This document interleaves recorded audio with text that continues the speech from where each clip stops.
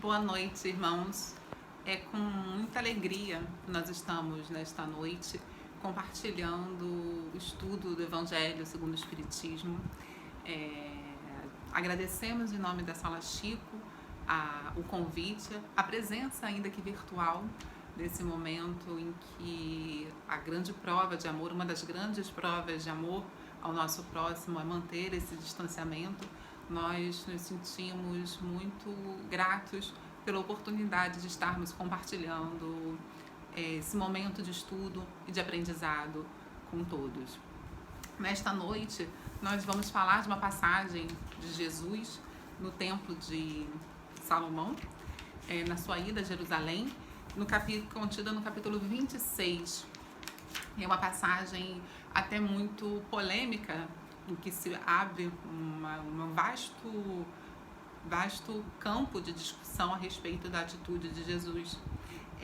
Justamente intitulado aqui no Evangelho segundo o Espiritismo, Mercadores expulsos do templo, contido nos itens 5 e 6. É uma passagem muito curtinha, mas eu acho que justamente é irônico por ela ser uma passagem do ponto de vista de tamanho, uma passagem pequena, né, mas ela é bastante representativa, e eu acho que é uma das passagens que a gente conhece no Novo Testamento, e até dentro do Evangelho segundo o Espiritismo, uma das passagens que causa mais polêmica a respeito da atitude de Cristo.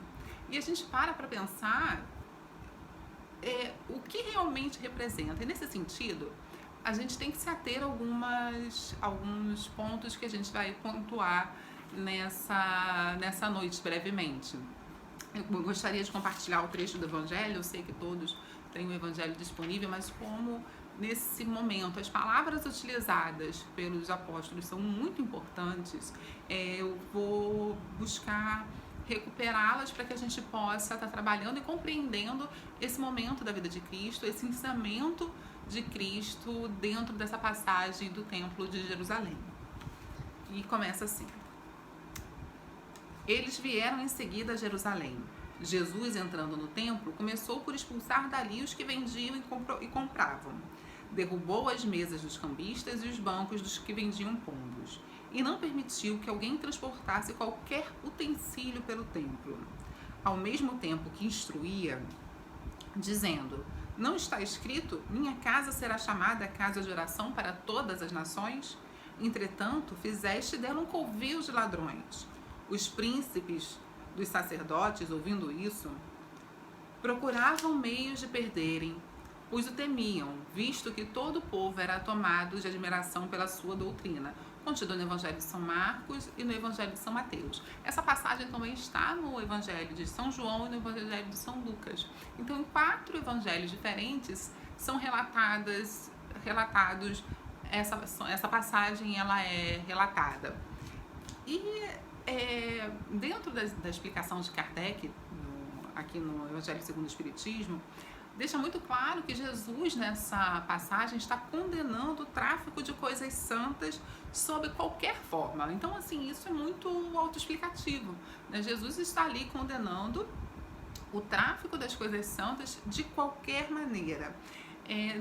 E esse capítulo, esse trecho, ele está contido dentro desse capítulo: dai de graça o que de graça recebeste. Pensando que Deus nos dá tantas graças que Ele não espera da gente que a gente troque essas graças em forma de mercadoria.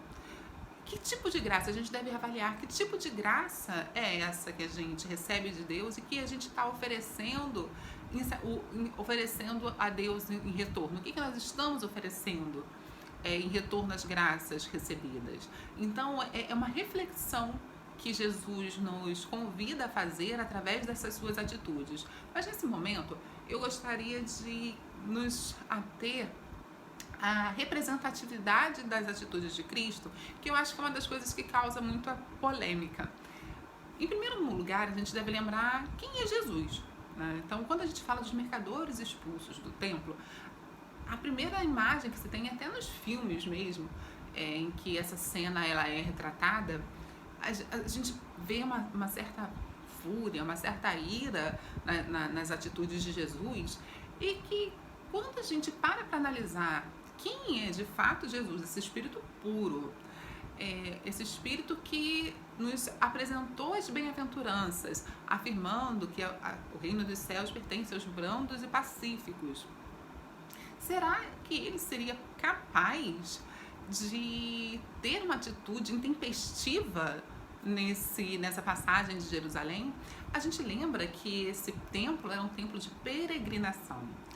Nesse templo existia uma coisa de estratificação, de acordo com uma hierarquia, né? Quanto maior o indivíduo dentro da hierarquia da religião, mais próximo ficava ao centro do templo. E quanto mais distante do templo.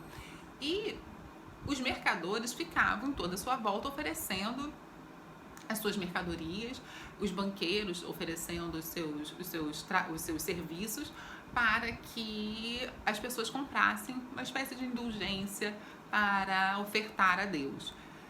Nesse sentido, a gente deve justamente avaliar e analisar se esse indivíduo, ser de luz, perfeito, dentro da escala que a gente conhece dos espíritos, seria capaz dessa atitude. E mais ainda, é uma reflexão que a gente pondera quando a gente analisa o documento em si.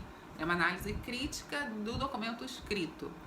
Não existe em momento nenhum descrição em nenhum dos 4 evangelhos, principalmente nesses 2 que são relatados aqui de São Marcos e São Mateus, nenhuma menção a impulso emocional de Jesus para retirar os mercadores do templo. O que isso significa?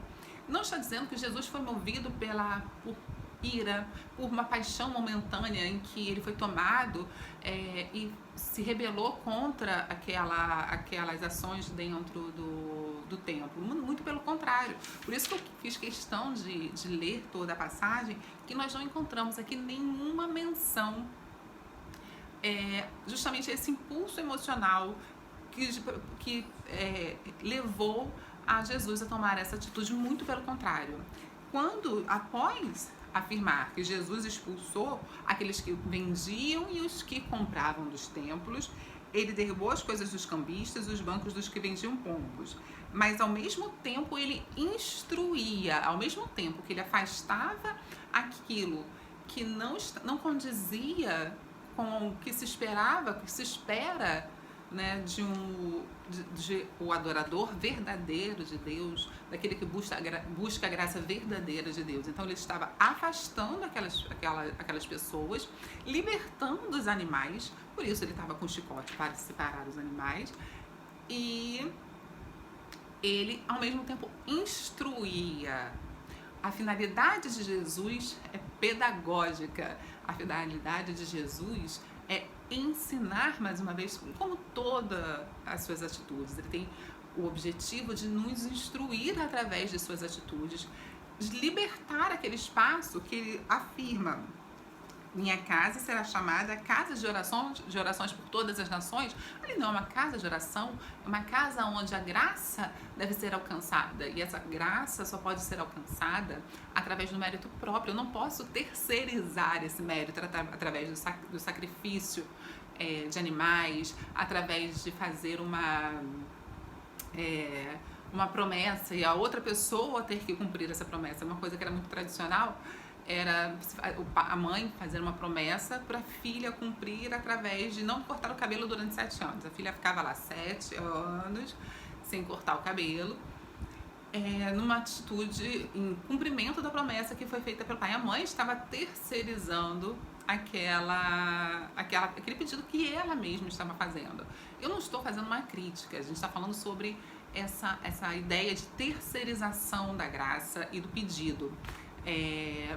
A gente lembra que esse templo era um lugar sagrado e que a gente não pode negociar com Deus. Não existe esse escambo, não existe essa troca. Olha, se eu te der o meu cabelo, você vai me fazer alcançar tal graça. A gente, estudando a doutrina espírita, a gente compreendendo as atitudes de Jesus, os ensinamentos de Jesus, a gente percebe que não é dessa maneira que a gente alcança a graça.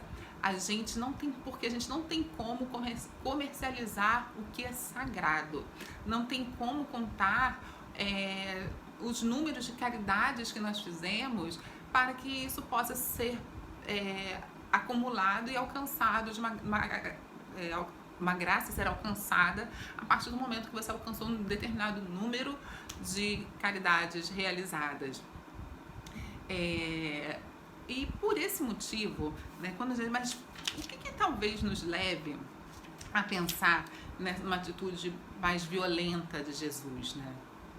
Essa ideia de expulsão dos mercadores do templo, os vendedores expulsos do templo. Fazendo uma pesquisa sobre o assunto, dentro de uma das traduções, porque a gente sabe que a Bíblia ela foi traduzida para diversas versões, e nos chegou essa versão que foi traduzida do latim para o francês e do francês para o português.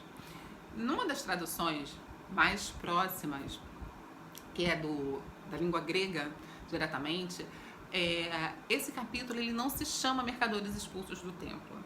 Esse capítulo é chamado lá nos evangelhos mais próximos do original, ele é chamado A Purificação do Templo. Olha como muda o sentido. E eu acho que muito mais próximo do sentido que das ações de Jesus. É um momento de purificação do templo. E quando a gente fala, se o título é Purificação do Templo, a gente já percebe um tom menos agressivo dessa passagem. Pelo menos a impressão que eu tenho é que quando eu ouço o termo purificação do templo, em contraponto a mercadores expulsos do templo, os vendilhões expulsos do templo, soa de uma maneira bem menos agressiva e muito mais condizente com os princípios de Jesus. Então só para chamar a atenção dessa questão da importância das traduções e da compreensão do sentido geral desse termo. E para que a gente fala sobre isso? Para que nós possamos perceber que fazendo bem nós podemos alcançar a potência de Deus na nossa vida. Jesus, nessa demonstração de ímpeto, de proatividade, ao perceber alguma coisa que estava errada, ele estava dizendo, olha, aqui é a casa do meu pai, aqui é um lugar de graça, aqui não é um lugar para vendas, aqui não deve ser profanado através do comércio. Jesus está ali para ensinar ao povo. Não há nenhuma passagem de Jesus que indique a raiva, que indique ira. Então, a gente deve se ater a esse princípio de que esse sentido de purificação do templo, de exteriorização desse sentimento, dessa necessidade que Jesus tinha de ensinar e de dar o exemplo, através da demonstração de que ali, naquele templo, que era a casa do seu pai, que era o local sagrado, não poderia ser um espaço de negociações, não poderia ser um espaço de trocas e de mercantilização de graças, porque dai de graça o que de graça recebeis. É nesse sentido que Jesus trabalha a questão dos mercadores no templo, tanto que ele não trabalha com a ideia de distanciamento somente daqueles que vendem, mas também daqueles que compram. Então ele não está falando só para os mercadores, ele está falando para os compradores também, que esses são tão culpados quanto aqueles que vendem. É porque essas pessoas que compram estão buscando justamente essa terceirização da graça. O outro fará o sacrifício por mim. Quando a gente sabe que para alcançar o que se chama comumente na Bíblia de graça, mas que a gente entende como nosso aprimoramento moral, como nossa evolução moral, nossa evolução espiritual, somente é alcançada essa depuração através das nossas próprias atitudes. Não é o outro que vai agir por mim. Nós somos os responsáveis pelas nossas atitudes, pelas consequências de nossos atos. Então, é a lei de causas e efeitos. Nós devemos perceber justamente isso, né? E eu acho que essa passagem tão breve, ela é bem profunda nesse sentido e carece dessa análise muito mais detalhada para que a gente possa compreender a partir de toda a existência de Jesus e do que Jesus representa. E porque seria só naquele momento que ele agiria de uma maneira diferente. Então a gente repete que não existe nas passagens, nos 4 evangelhos em que essa passagem é transcrita, menos ainda nessas São Marcos e São Mateus que a gente acabou de ler, nenhum indício desse impulso emocional de Jesus. Muito pelo contrário, toda a finalidade dele ali é uma finalidade pedagógica. Ele estava ali para ensinar ao povo o que deveria fazer e que aquele espaço era a casa de oração para todas as deveria ser a casa de oração para todas as nações. E com essa oração, não à toa, no capítulo seguinte, a gente vai falar sobre as preces espíritas, né? Porque Kardec vem construindo essa ideia da oração, da mediunidade, como ferramentas que devem ser trabalhadas e exercidas da mesma forma que a gente recebe, gratuitamente. Então, nesse sentido, vamos usar os exemplos de Cristo para refletir, né? Porque a partir de ser brando e pacífico, Jesus não foi passivo. E isso é uma diferença. Isso nós, como cristãos, devemos compreender perfeitamente. E saber distinguir a diferença de passividade, ser uma pessoa passiva, para ser uma pessoa pacífica. Jesus era pacífico, mas não era passivo. Ele não toleraria ver as injustiças e se calar diante delas. E essa é a nossa tarefa também. Mas sabermos como fazer, que faz parte da caridade, saber como agir no momento de dificuldade. Então, agir dentro desses momentos, isso é um exercício, é uma dificuldade. Porque às vezes esse nosso ímpeto, movido por paixões como nós somos, nós, a princípio, buscamos essa saída rápida e somos tomados por esses sentimentos de ira e de raiva. Mas Jesus nos ensina o contrário, nós podemos ser pacíficos e tomarmos as medidas adequadas contra a injustiça. E nessa passagem é exatamente o que Jesus nos mostra. Ele é pacífico, mas não passivo. Ele demonstra a sua grandiosidade, a grandiosidade de sua alma, de seu espírito, através de suas atitudes, não permitindo a mercantilização do espaço de oração em que era ocupado. A gente fica por aqui, agradece mais uma vez por esta noite. Fiquem com Deus. Boa noite.